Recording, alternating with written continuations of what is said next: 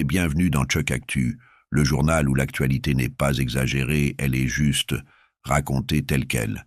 Direction Cannes, ses palmiers, son soleil, et ses trains où il vaut mieux ne pas voyager seul le soir. Samedi, vers 20h30, deux hommes s'en prennent à une passagère. Tentative de déshabillage, attouchement imposé, ambiance, sécurité maximale. Un homme tente de s'interposer. Récompense immédiate. Un coup de couteau au visage. Oui, aider quelqu'un en France, c'est parfois une activité à haut risque. Les agresseurs, deux ressortissants marocains en situation irrégulière, interpellés, puis remis en liberté. Pourquoi? Parce que juridiquement, on n'a pas réussi à caractériser une agression sexuelle. Apparemment, tout dépend jusqu'où on enlève les vêtements. Ils seront jugés en novembre 2026. D'ici là, tout va bien. Circulez, il n'y a rien à juger tout de suite. Après le train, direction un autre lieu censé être sûr, chez soi, mais pas toujours. Toujours à Cannes, quartier chic de la Californie. Là où les villas sont grandes, les haies bien taillées et les montres très chères.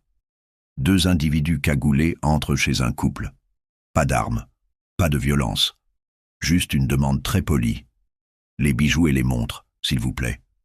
Résultat, 600 000 € de butin.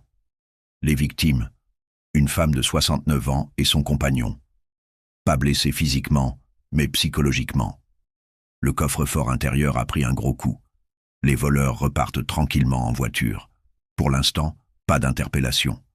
Comme quoi, parfois, le crime paie. En tout cas, il roule. Et pendant que certains volent des montres, d'autres donnent leur vie, sans rien demander en retour. À Metz, match Metz-Lyon. Du football, des supporters et, comme souvent, des gens qui confondent tribune et champ de bataille. Des rixes éclatent. Bâtons, cagoules, tension. La brigade canine intervient.